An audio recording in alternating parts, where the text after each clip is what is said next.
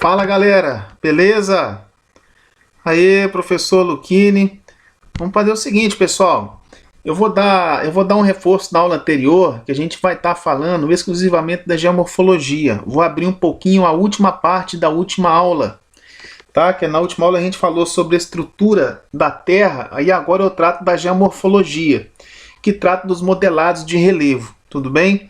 Aí eu vou pegar um revisional muito rápido da última aula sobre as placas tectônicas, movimentos tectônicos, vulcanismos e abalos sísmicos e tratar de alguns modelados de relevo. E claro, é interessante que vocês tenham em memória pelo menos essas placas tectônicas presentes aqui, né? A placa norte-americana, que caminha para o sentido oeste, a placa sul-americana também, que caminha para o oeste, que vai se encontrar aqui com a placa de Nazca, ok? Que vem para o movimento leste, né? Você tem um choque tectônico entre essas duas placas. Na placa pacífica, ela faz um movimento lateral aqui com a placa norte-americana, onde você tem a falha de Santo André, tá? E aí a placa africana e a eurasiática, como elas caminham para esse lado, para o sentido leste, e as placas americanas para o oeste, você vai ter aqui uma abertura na crosta terrestre, que nesse trecho aqui vai permitir a formação da dorsal do Atlântico, ok? Tudo bem? E aí, gente, nós vamos ter outro problema aqui, ó. Eu tenho a placa indo-australiana que caminha para cá, que vai se chocar com a placa asiática, com o sudeste asiático, porque a placa eurasiática, ela vai caminhar para cá, ó. E essa aqui vem para cá. Aí você tem um choque tectônico, ilhas vulcânicas, abalo sísmico, tsunami, por aí vai. Tá? E aí você tem a placa do Pacífico também, né, que vai fazer um movimento de choque aqui, ó. Vou passar para o próximo aí, que você tem um mapa clássico das placas tectônicas. Ó, dá uma olhada aqui que eu comentei com vocês, ó.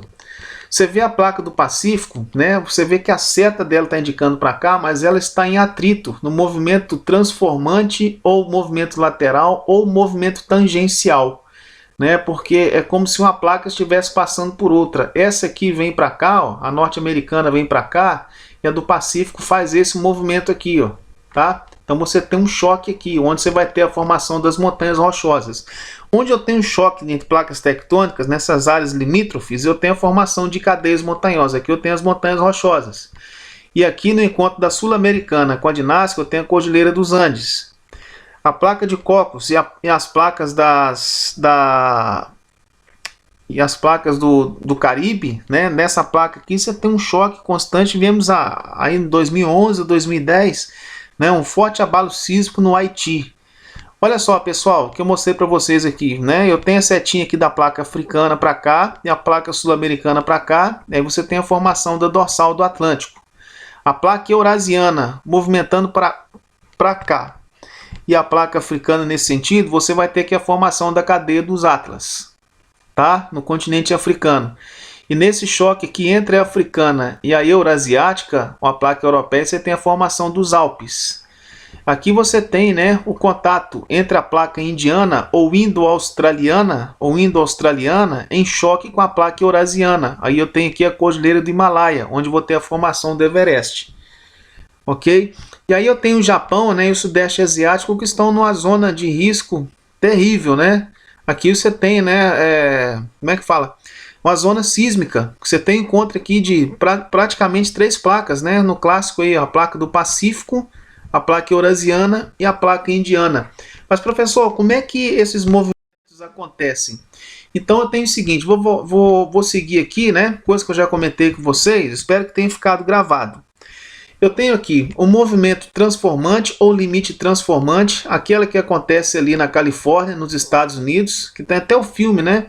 Que está disponível na Netflix, é um clássico do cinema aí, já passou algum tempo atrás, não sei se foi 2017, San Andreas, né? Que trata da falha de Santo André, ok?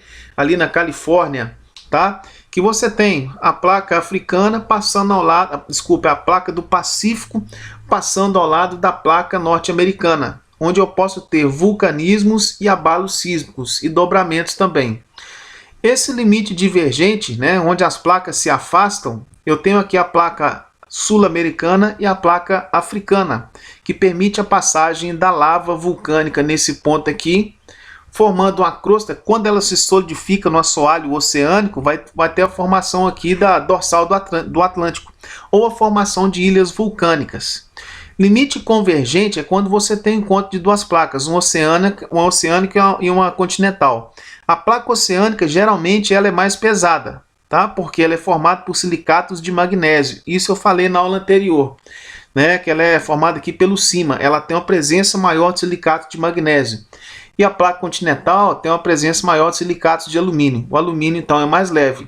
Então a placa continental ela vai descer, só que ela vai entrar em atrito com esse trecho aqui, né, da placa continental, provocando abalos sísmicos e vulcanismos nessa área aqui. Aqui eu tenho vulcanismo, tá, pessoal? E aí eu vou passar para vocês aqui a estrutura de um vulcão e a questão do hipocentro e do epicentro, né, que são decorrentes aí de choques tectônicos, tá? Ó, vou passar para o próximo então. Passando para o próximo, eu tenho a estrutura de um vulcão. Toda fissura que há na crosta terrestre, logicamente ela vai permitir, né, que o magma pastoso, conhecido como a lava vulcânica, passe por essa fissura e chegue até a superfície terrestre. Na estrutura de um vulcão você vai ter o seguinte, né? Você tem um vulcão em forma de cone, você tem a presença da cratera, tá?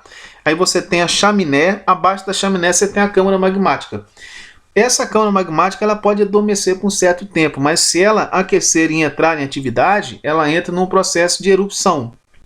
E aí ela vai, né, expelir o magma pastoso para a superfície terrestre, partindo da cratera. Primeiro você tem a presença de cinzas, né? Você tem uma chaminé secundária também, o vulcão em forma de cone, a cratera e a lava descendo. Tá? E essa lava aqui, dentro do campo da geologia, vai formar as rochas basálticas, que não é tipo da região daqui de Minas, mas tipo da região do sul do Brasil. Sul de São Paulo, Paraná, Santa Catarina, Rio Grande do Sul. Porque, principalmente Paraná, no momento lá da separação da Pangeia, né, quando se separou Laurásia, Gondwana, e que os continentes vieram tomando a sua atual posição, nós tivemos algumas fissuras na crosta terrestre, né, nessa região do Brasil. E essa fissura permitiu que a lava vulcânica passasse e derramasse, né, o magma pastoso sobre aquela região. Passando para o próximo slide, eu vou tratar aqui da questão do epicentro e a questão do epicentro e a questão do hipocentro. Tá? Aqui eu tenho uma estrutura, né, uma estrutura da crosta terrestre. Eu trato aqui de um choque tectônico entre duas placas, entre dois momentos aqui. Ou eu posso ter um processo de falhamento aqui também.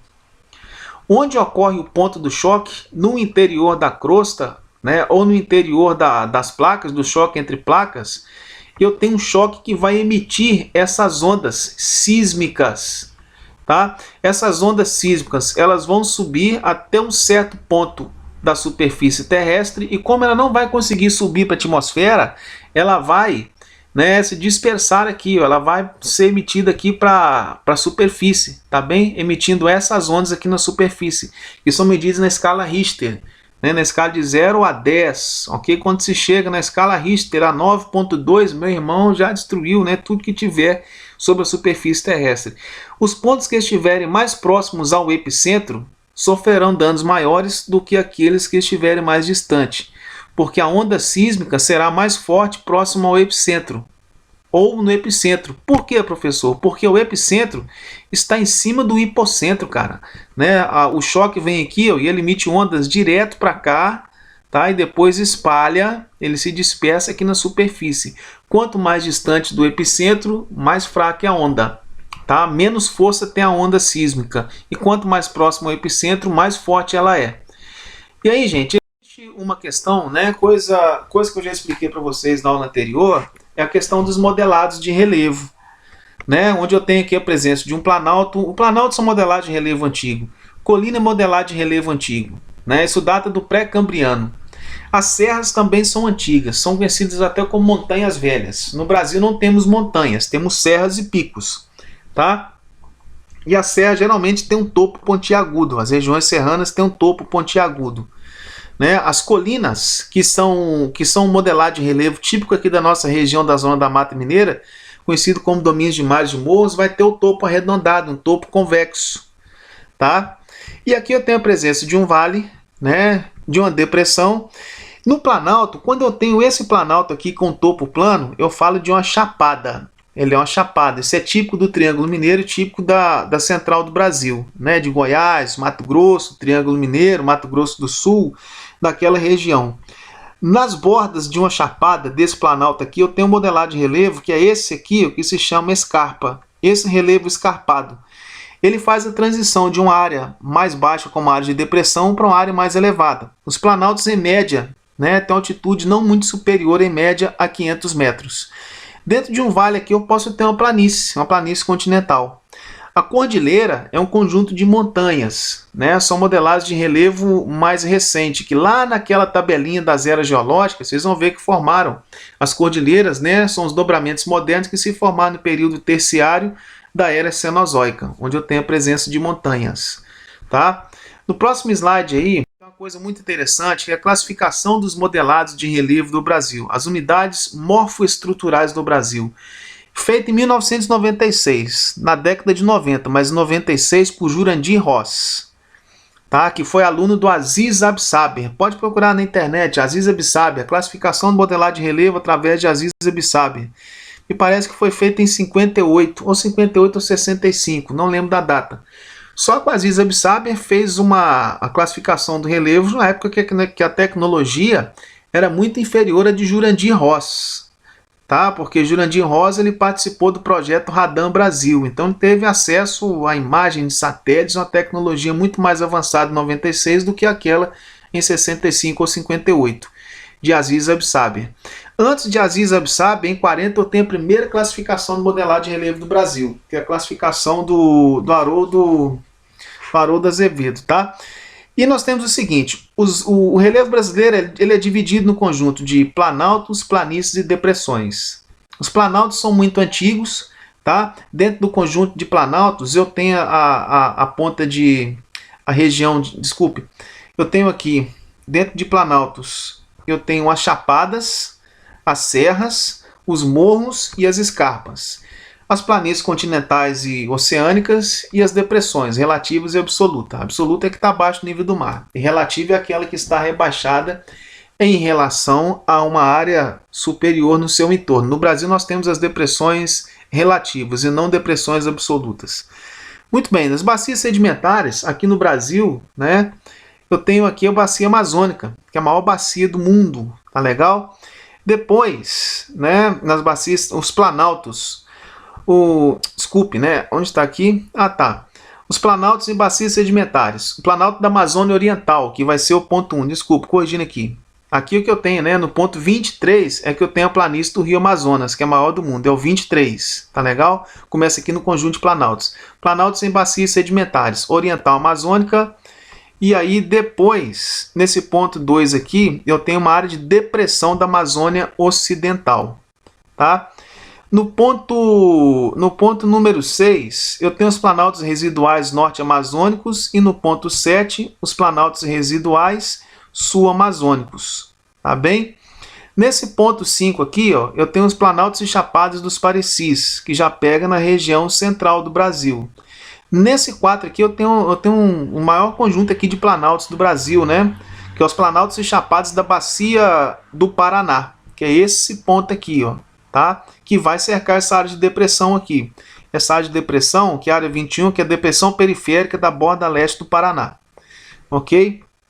E depois, gente, nesse 3 aqui, ó, a chapada da bacia do Parnaíba.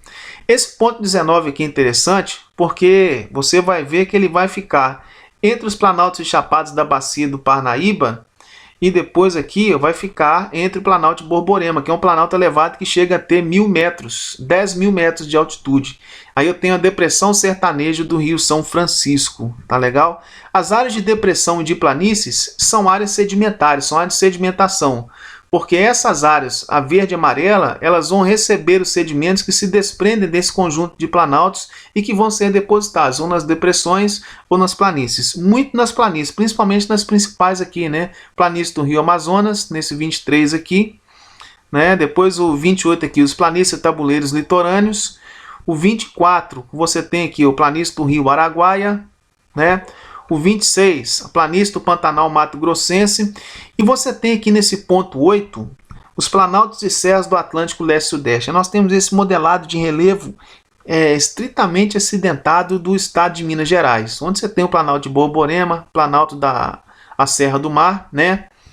O Planalto de Borborema está aqui em cima, perdão. Você tem a Serra do Mar, a Serra do Espinhaço, a Serra da Mantiqueira, a Serra do Espinhaço que pega esse ponto aqui para cima de BH, né? No interior da Bahia. Depois eu tenho aqui a Serra da Mantiqueira, a Serra do Mar. Eu tenho uma região bem acidentada. Gostaria que vocês, né, ficassem de olho nesse mapa aqui, porque é bacana, cara, tá? É uma classificação muito atual, né? Classificação dos modelados de relevo em planaltos, planícies e depressões em 29 unidades, tá bem? Ok, pessoal? 28 unidades, né? Perdão. Gente, espero que tenha ficado claro para vocês. Em breve tem uns exercícios para vocês fazerem aí, ok? Grande abraço, pessoal!